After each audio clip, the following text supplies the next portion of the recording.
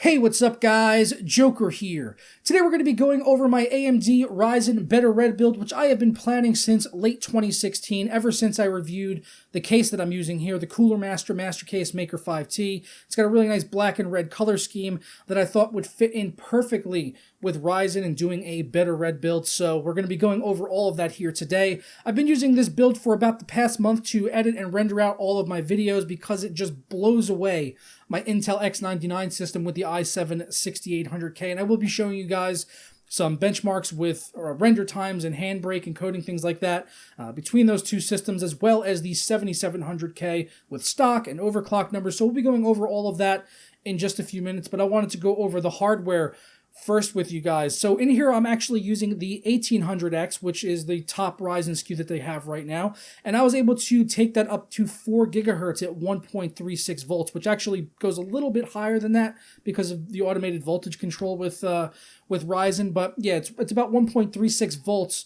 at 4 gigahertz. If I were to put it up to 4.1, it would pretty much immediately crash on IDA 64, even though I could boot into Windows. But 4 gigahertz has been rock solid at 1.36 volts, and taking into account the 20 degrees Celsius offset that AMD told us about recently, I was able to get it at 58 degrees Celsius after running IDA 64 for well over an hour. So very good temps there, even though in the software it was saying 78 degrees Celsius. We got, like I said, we got to take into account that 20 degree offset, so it's right around 58 degrees. Hopefully we get some, software optimization in the future that'll actually report the temperatures accurately, but we just have to kind of wait for that. But like I said, yeah, it's about 58 degrees Celsius under full load and around 35 degrees Celsius when sitting idle at the desktop. So no issues with temperatures on the 1800X underwater, and I was really grateful to Deepcool for sending out the Deepcool Captain here so that I could finally use an all-in-one cooler. They provided out the mounting bracket that I needed for it that I did not have when Ryzen came out at launch. I only had that knocked to an air cooler initially for all of my reviewing, so it's nice to finally have a water cooler with the AM4 mounting hardware to utilize for testing here on the channel. If you remember back in that review, I also mentioned the motherboard. I've got the Gigabyte Gaming 5 along with 16 gigabytes of Corsair Vengeance RAM at 3000 megahertz. Both of those were provided out by AMD along with the Ryzen processors for reviewers. Some reviewers did get different motherboards, but I ended up getting the Gigabyte one, and I think I got pretty lucky because my RAM was able to hit that 3000 megahertz right out of the box without any issues, and I heard some other reviewers were not as lucky with being able to get their RAM speeds at the default XMP profile. So really happy to be using that. I'm probably going to put in another 16 gigabytes at some point in the near future because I just need a little bit more for my video editing needs than 16 gigabytes. But it was absolutely fine here for like the past month editing out videos, so no complaints there about 16 gigabytes for editing, but 32 gigs would be a little bit better. One of the last things I was waiting to get in here was the sleeved cables, and thankfully Aaron over at Waz Mods came through on short notice with some cables here for this build. They're paracord, super clean work by Aaron. Thank you so much to him for sending those out. If you guys are interested in picking up some sleeved cables, then I will leave a link to his website down in the description below. I basically just went to him and was like, hey, I want something that'll fit in with the Ryzen color scheme, and yeah, I think he pretty much nailed it. For the power supply in here, I've got one of the EVGA G2L power supplies, which means we've got those nice lights down in the basement.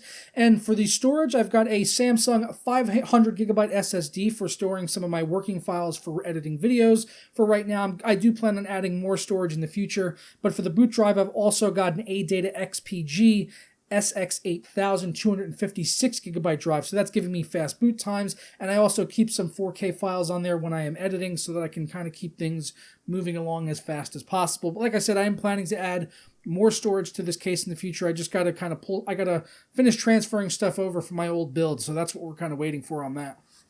Lastly, for the graphics card on here, I've got the MSI RX 480, which I keep overclocked. I've got 1400 megahertz on the core, 2150 on the memory. You guys have seen me use this in multiple videos testing games here on the RX 480, and it fit in with the color aesthetic. Once again, it's a black and red card, fit in perfectly with this build. It's an AMD card, so kind of fit in with Better Red as well. It would have been a shame to throw an NVIDIA card into a Better Red build. I think most of you would agree with that. So we had to stick with the RX 480, but I am certainly hopeful of upgrading that in the near future with a Vega card once we finally do get those available. But I really don't need a massively powerful GPU in this system, as I pretty much just use this to edit out videos, and all of my gaming needs I do on my 1080 Ti right now. But that could change in the future if we get better graphics cards from AMD. We just got to really wait and see.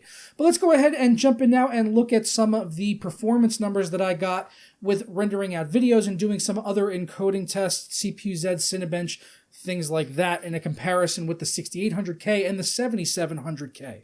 So we'll start off in Sony Vegas with a 5-minute 4K video that had 3 video layers. I did a render on this at 4K at a bitrate of 50 million, which is what I use for all of my 4K renders, just like the video that you're watching here right now. And I tested with the 1800X, the 6800K, and the 7700K at stock settings, as well as with my max stable overclock. So for the 1800X, that was 4 gigahertz. On the 6800K, that was 4.3 gigahertz. And on the 7700K, that was 5 gigahertz. And that continues across all of our testing here. And you can see the 1800X, whether at stock or overclocked, was beating out the other Intel processors that I have here quite handily. With the 4 gigahertz overclock, it rendered out the 5-minute video in 17.1 minutes, while on the 6800K overclocked, it was 22.4 minutes. So about 5.5 minutes faster than the 6800K, which over the course of a year or beyond that even,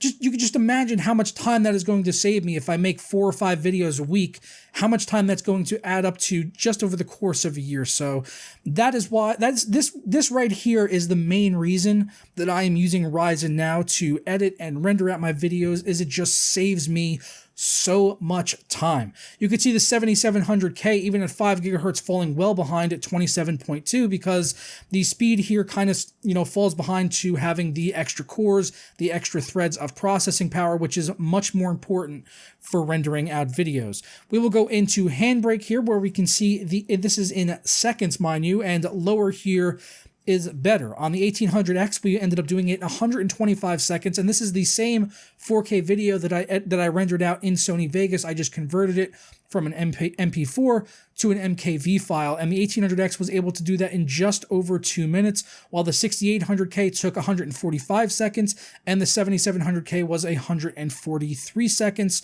So it does seem to take advantage somewhat of having the faster clock speed, at least in the Handbrake test, but at the end of the day, having the extra cores and threads on the 1800X proved to be beneficial here with Handbrake as well. On Cinebench, I tested single core as well as multi-core, and we could see on the 1800X, actually on single core, it does fall behind just by 1 point, and the reason for that is, just like I mentioned back in my review of that processor, is that if you leave it at stock settings, it'll boost up to 4.1 gigahertz, but it only does it on 1 core, so that's not going to give you 4.1 across all of the threads, unlike my manual overclock of 4 gigahertz, which is just that. It's 4 gigahertz on every single core of the 1800X, so that's why it wins out in the multi-threaded but falls behind on the single-threaded against its own self. So we see that here at pulling in 1703 on multi-threaded versus the 6800K that got 1331, so just completely blowing it out of the water. And even on single core testing, we do see it falling a little bit behind here, getting 161 to 178. So the 6800K as well as the 7700K are faster when it comes to single-threaded performance, but when it comes to multi-threaded, which is most important to me for editing and rendering videos, or Photoshop, if you wanted to do something like that, then the 1800X is just going to be the better buy, no questions asked. Looking at CPU-Z now, we could see the 1800X once again pulling in a commanding lead here, where a higher score is better on multi-threaded, pulling in over 20,000 when I had it at 4 gigahertz, while the 6800K pulled in a pitiful 13,424, and the 7700K getting just north of 10,000. And this is, once again, this is really what is selling me on using the Ryzen processor, and it's the reason I've been using it ever since Ryzen came out, and that I will continue to use it in rendering all of my videos here on the channel, because Intel just can't even compete right now, especially when you consider the price to performance impact of having a $500 processor, which from the other numbers I've seen, it's competing with the likes of the 6900K and the 6950X, which is a stupid $1,700 CPU because Intel has been sitting on the high horse for so long and just price gouging people, and I haven't been willing to pay for it. I wasn't going to go out and spend those $1,700 on a processor when I know it's not worth it. $500 for the 1800X with the performance that you can get out of it for multi-threaded workloads, I'll do that all day and twice on Sunday. If I wasn't sent these processors, you could bet your ass I would have went out and bought them because of these numbers right here. But I'm going to wrap it up and go ahead and get on out of here, guys. Please let me know your thoughts down in the comments below on the AMD Ryzen Better Red build. If you're going to be building a Ryzen build, if this helped you out at all, if you're wanting to do things like video editing or multi-core workloads, I hope this gave you some information that might be able to help you in your purchasing decision.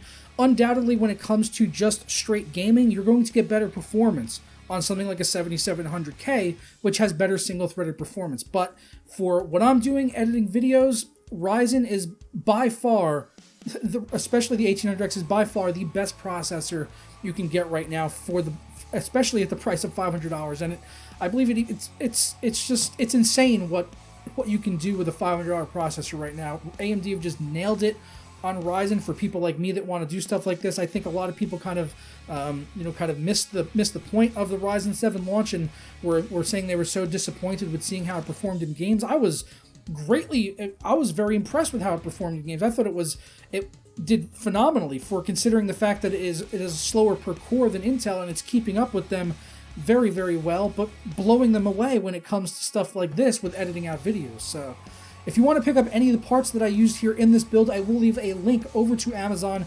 down in the description below for you guys. It does help to support the channel, so I'd appreciate it if you did use those links. But I'm going to go ahead and get on out of here, and I'll catch you guys next time.